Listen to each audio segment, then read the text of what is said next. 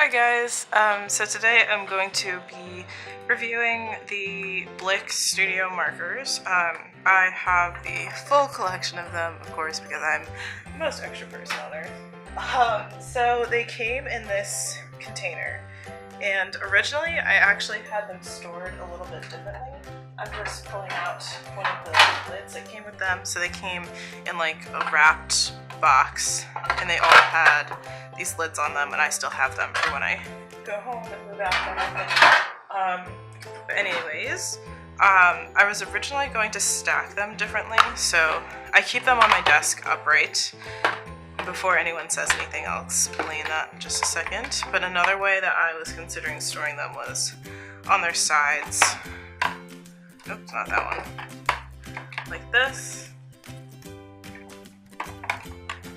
And just having them like stand to be like an upright case. And actually, now that my desk is the way that it is, I might do some reorganizing and put them back that way. But for right now, they are stored upright, and I'm going to explain why while I spill all of my markers everywhere. Just while I'm fixing this, the reason why I have them stored upright is because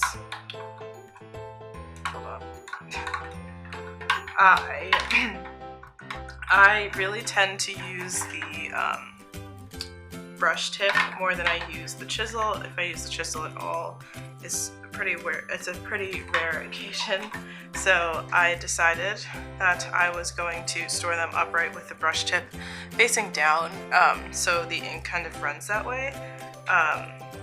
Goodness. It just makes it a little bit easier to get like a nice, really juicy marker on the ink, on the brush tip side. So let me just rearrange these again. So there are 95 colors in here and one colorless blender, of course, which is the same as like the Tombos and everything. I can't really compare these two Tombos just because one is alcohol and one is water-based, so they're completely different markers. But I will say that I really do like these markers. One thing that I have done is I took some of my paper and I made a color chart for them because there are lots of colors, and I decided that I really needed to do that. The colors are pretty vibrant and pretty different. One thing that you guys are going to see is that these three kind of look the same, and I am going to swatch them again just to kind of show you my mistake. So let me grab some paper. So these are some of the browner colors. So this is Stone, Taupe, and Latte. So this is Stone. I'm gonna just swatch this one.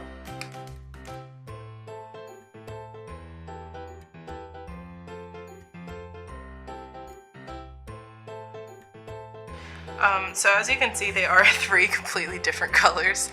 It's a little bit harder to see on camera. I will try my best in editing to kind of make it a little bit easier to see.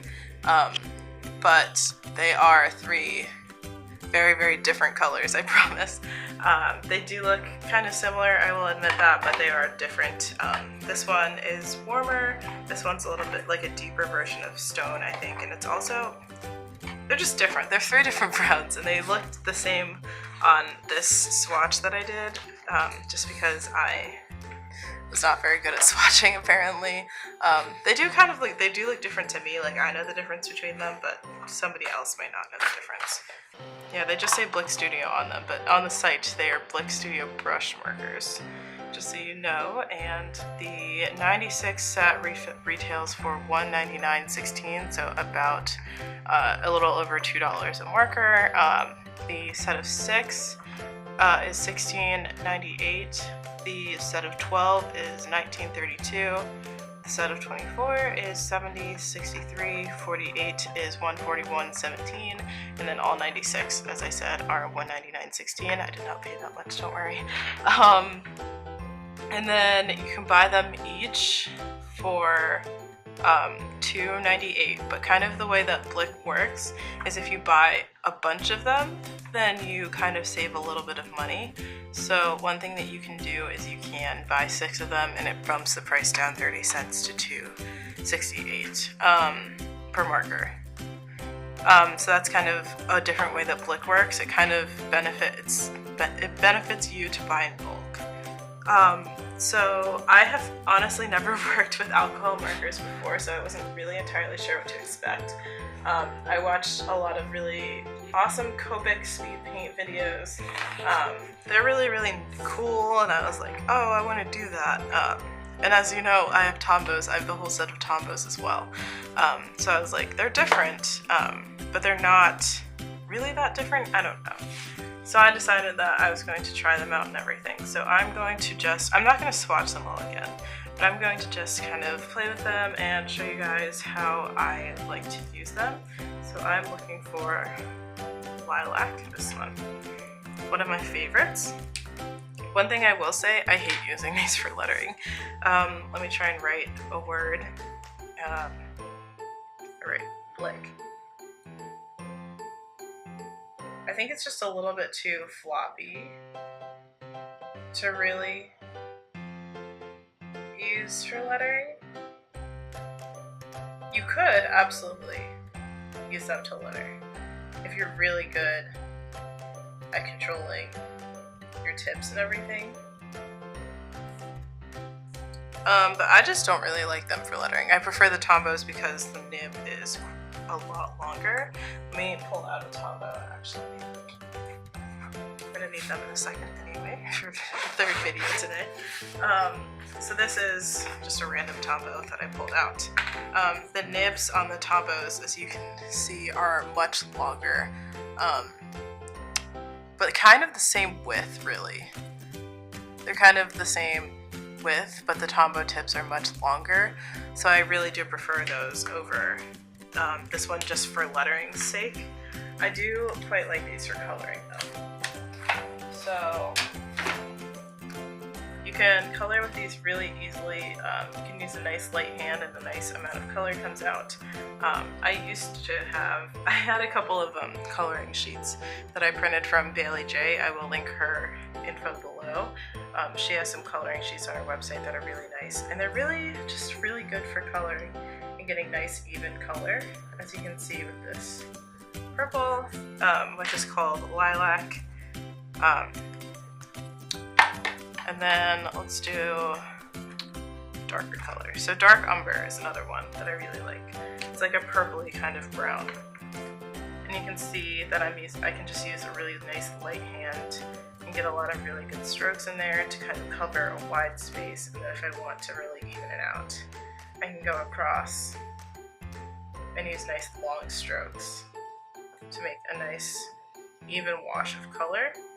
And I do think they are buildable, so I will build this for you a little bit. So that's really one coat of Dark Umber. And then here's another coat. It's quite a bit darker. And here is another coat, which is a lot darker. And then I'll do one more coat with Black Umber. It's not the greatest one to show building with, but you absolutely can build with these markers. I will do it again with another one, another lighter color. I'll do Shell, which is one that I just used in another video. So Shell is kind of like this, like pale kind of peachy pink.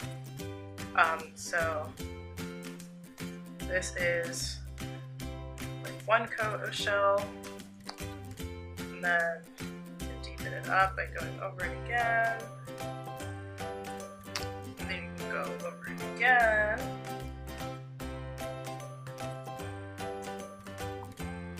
and then you can go over it again. They all kind of do have a point where they kind of stop getting deeper, but there are also 96 colors, so you can use another color to shade instead of having to go over it a bunch of times.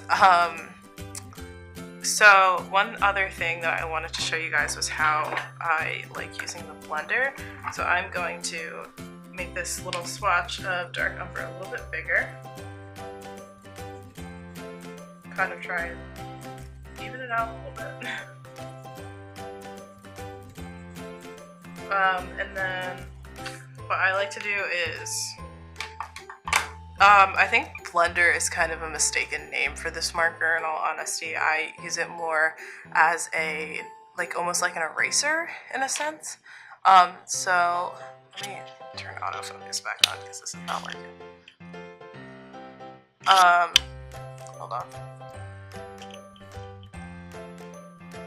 Yeah, it's not deciding to focus today.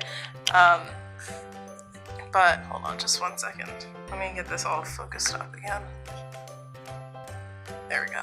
I consider it more like an eraser in a sense. So you'll see when I swatch it over dark umber a little bit, the color starts to lift up. And you can clearly see where I just used the colorless blender and everything. And then you can also use it to kind of color with the colorless blender. I just don't. I don't like using it that way.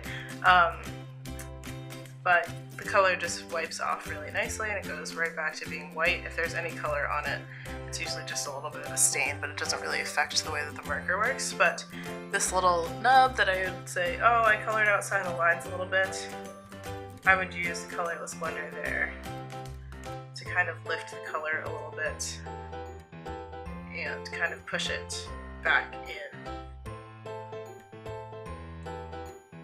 So it's almost like erasing rather than really blending colors together.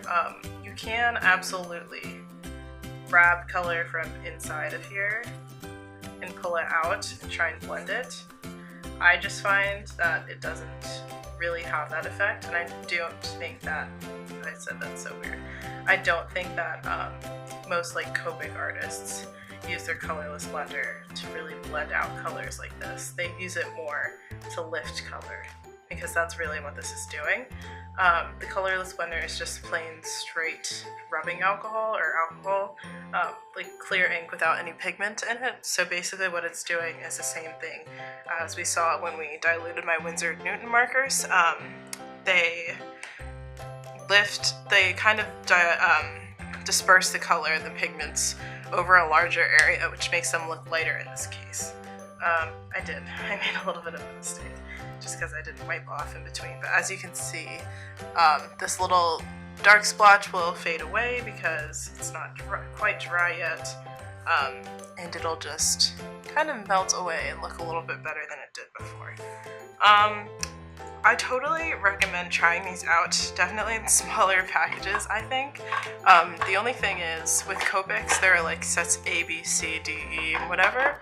With these, it's just the 96, so you can't just buy like this set. You can't just buy these. You have to buy a certain set with certain things in it, so that is a little bit of a disadvantage to buying them.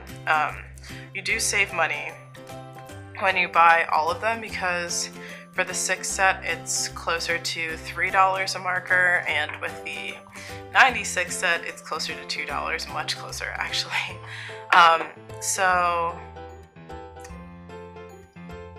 yeah, buying them individually really isn't that bad either, so you could just add to your collection 1 by 1 or 6 by 6, even if you wanted to use that Blick kind of buying in bulk discount. Let me just get them all back in frame here. I've never used a Copic, so I can't be like, these are a really great Copic dupe or anything like that, but I definitely do really like them. I like using them for coloring, I like using them kind of in my bullet journal in a way.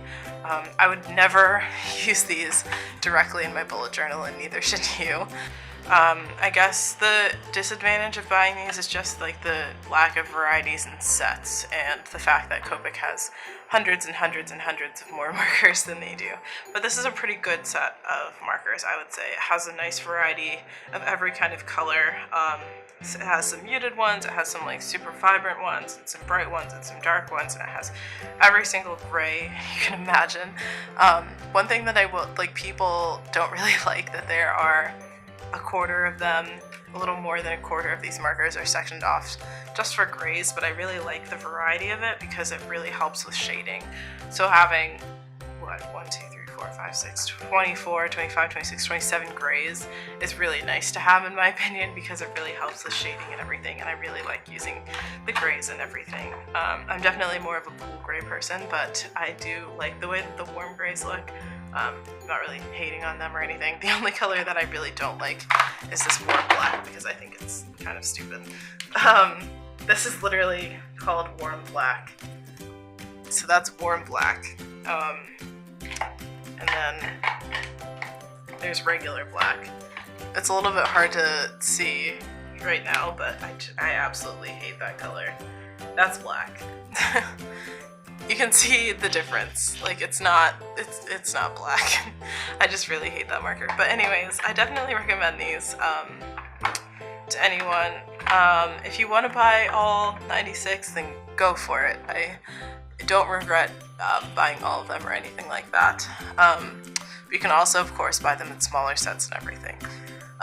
So I have one more video to shoot today. Very not excited about it, but I will see you guys in that video in just a second.